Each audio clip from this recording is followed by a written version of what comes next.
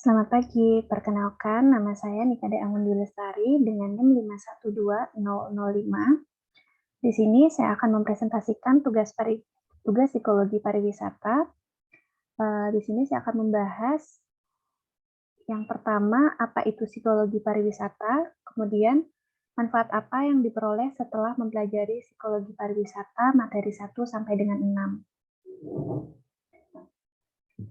Pengertian pariwisata. Di sini ada beberapa definisi pariwisata, yaitu sesuatu yang berhubungan dengan wisata, tempat orang memilih untuk berlibur dan melepas stres dan mendapat pelayanan, sehingga saat kembali menjadi lega.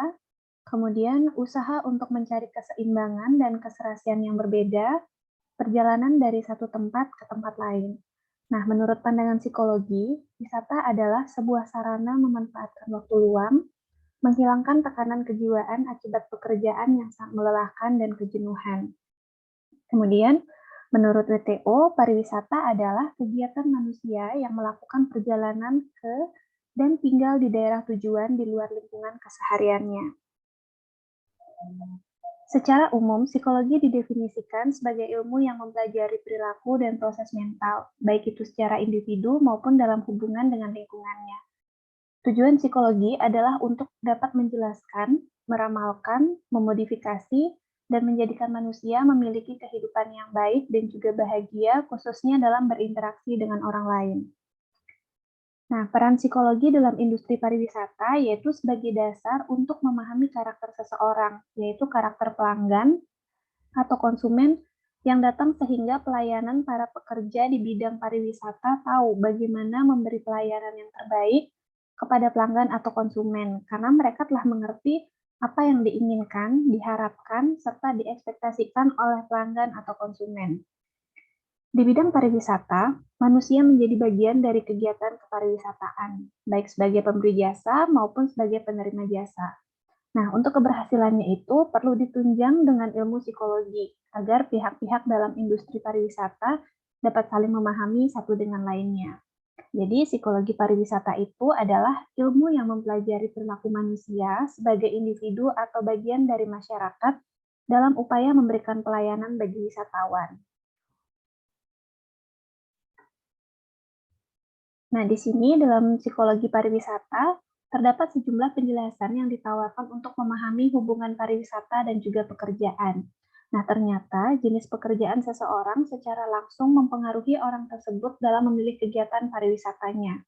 Di sini ada positive spillover effect, yaitu ciri-ciri pekerjaan yang diinginkan pekerja dapat ditemukan dalam kegiatan waktu senggang yang dipilih. Kemudian ada negative spillover effect, yaitu aspek-aspek pekerjaan yang tidak diinginkan tertumpah ke dalam kegiatan sewaktu senggang. Jadi teori ini mengasumsikan bahwa sikap dan kebiasaan yang didapat selama bekerja begitu jauh mendarah daging sehingga mau tidak mau terbawa ke dalam perilaku wisatawan. Contohnya, karena pekerjaan saya yang menuntut perencanaan, saya memilih untuk berwisata di saat hari libur. Jadi saya membuat list tempat-tempat yang akan saya kunjungi dengan terperinci, dan saya memilih tempat wisata di beda daerah dengan tempat tinggal saya agar mendapatkan suasana baru dan juga pengalaman yang baru.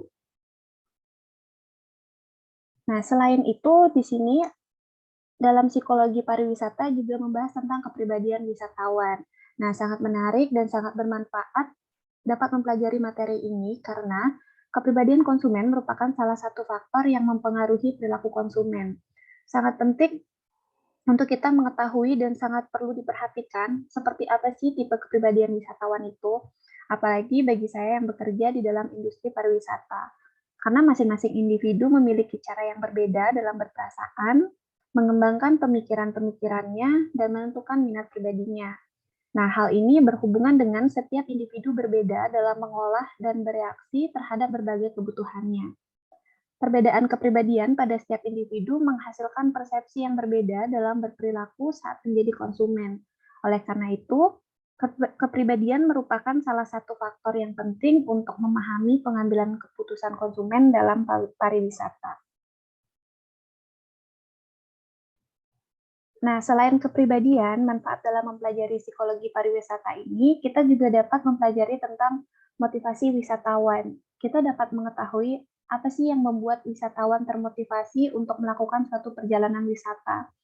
Setiap individu pasti memiliki paling tidak satu hal yang harus dipenuhi dalam kehidupan sehari-hari. Nah, hal ini disebut dengan kebutuhan.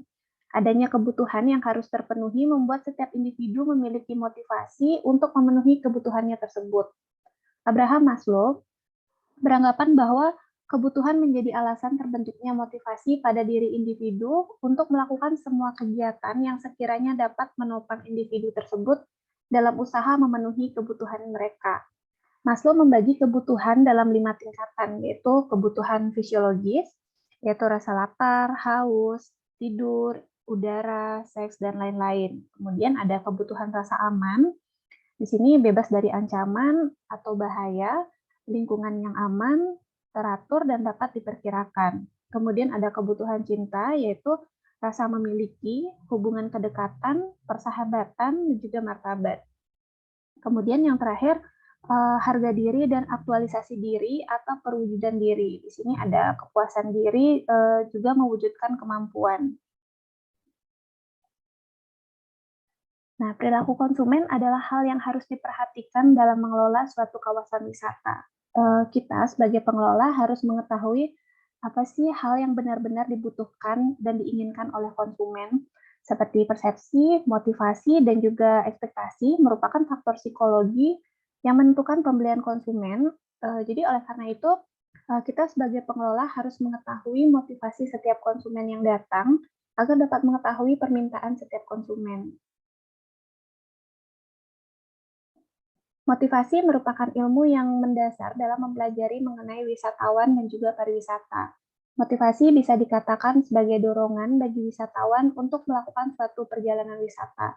Dengan mengetahui motivasi seseorang untuk berwisata, kita dapat mengetahui apa sih tujuan orang berwisata dan karakteristik yang membuat orang itu pergi sehingga dapat menciptakan sesuatu yang berbeda dan berdaya saing. Nah, salah satu faktor yang melatar belakangi wisatawan untuk melakukan suatu perjalanan wisata adalah karakteristik wisatawan.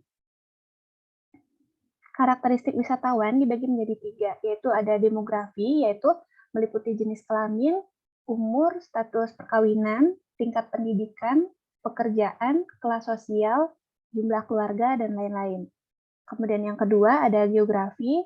Geografi membagi wisatawan berdasarkan lokasi tempat tinggalnya, biasanya dibedakan menjadi desa, kota, provinsi, maupun negara asalnya. Kemudian yang ketiga ada psikografi. Psikografi membagi wisatawan ke dalam kelompok-kelompok berdasarkan kelas sosial, lifestyle, dan juga karakteristik personal. Nah, dalam psikologi pariwisata juga membahas tentang hubungan antara sikap dan tempat tujuan wisata. Dan Crompton berpendapat bahwa gambaran suatu tempat sebagai tempat tujuan wisata yang menyenangkan itu tuh berasal dari sikap pada ciri-ciri yang dapat ditangkap dari suatu tempat untuk berwisata. Kemudian Lancaster juga berpendapat bahwa konsumen tidak memilih barang-barang itu sendiri, tetapi memilih ciri-ciri yang dimiliki oleh barang-barang itu, dan konsumen menggunakan persepsi tentang ciri-ciri itu sebagai masukan untuk menilai kegunaan barang tersebut. Pengetahuan calon wisatawan mengenai ciri-ciri tempat tujuan yang belum pernah dikunjunginya pada umumnya terbatas. Oleh karena itu, dimensi gambaran dan sikap suatu tempat sebagai tempat tujuan wisata kemungkinan besar menjadi unsur yang sangat penting dalam proses memilih tempat tujuan, terlepas dari apakah gambaran dan sikap itu benar-benar mewakili apa yang ditawarkan tempat itu atau tidak. Nah, contohnya seseorang yang belum pernah ke Bali misalnya. Nah, karena ia termasuk salah satu orang yang suka privasi, kenyamanan, dan juga ketenangan, ia ingin sekali mengunjungi Pantai Nyangnyang, pantai tersembunyi yang berada di daerah Uluwatu, pantai yang terkenal dengan pemandangan sunset yang sangat indah. Nah, individu akan mencari informasi melalui internet agar mendapatkan gambaran seperti apa sih pantai yang akan ia kunjungi nantinya, dan apakah pantai tersebut sesuai dengan keinginan dan ekspektasinya. Nah, jadi di sini kesimpulannya ada banyak faktor yang berperan dalam pengambilan keputusan wisatawan untuk melakukan perjalanan wisata atau berlibur, seperti kepribadian, motivasi, sikap, pekerjaan, dan juga gambaran tentang lingkungan pariwisata. Wisatawan atau konsumen akan melakukan suatu tindakan pembelian ketika tempat wisata tersebut sesuai dengan keinginan dan ekspektasinya. Tentunya dengan berbagai informasi atau sumber yang telah didapat, misalnya melalui internet dan informasi dari orang-orang. Tapi tidak semua individu memilih untuk berwisata dikarenakan satu hal, seperti kepribadian individu. Tadi seperti yang sudah dijelaskan, kepribadian individu itu berbeda-beda. Ada individu yang menggunakan waktu senggangnya untuk berwisata, untuk berlibur, tetapi ada juga yang menggunakan waktu senggangnya itu untuk beristirahat di rumah aja, misalnya seperti menikmati waktu bersama keluarga, menonton televisi, atau membaca buku, dan lain sebagainya. Kemudian, di sini juga dari segi ekonomi, karena setiap individu tidak semua ekonominya itu stabil. Jadi, mungkin ekonominya yang kurang, itu tuh lebih memilih untuk tidak berwisata. Kemudian dari usia. Nah, usia di sini, seperti yang sekarang ini banyak anak-anak muda yang melakukan wisata ketimbang orang yang sudah berusia atau orang yang sudah tua, karena dari faktor usia itu tuh kesehatannya kurang baik misalnya seperti itu. Jadi orang tua itu jarang untuk mengikuti atau berlibur gitu, mengikuti wisata atau berwisata ke tempat yang mungkin sebenarnya mereka ingin berwisata tapi tidak bisa melakukan hal tersebut karena kesehatan. Nah, begitu pentingnya kita mempelajari psikologi pariwisata ini karena sangat bermanfaat untuk kehidupan kita dalam menjalin hubungan dengan orang lain, terutama dalam pekerjaan yang berhubungan dengan industri pariwisata.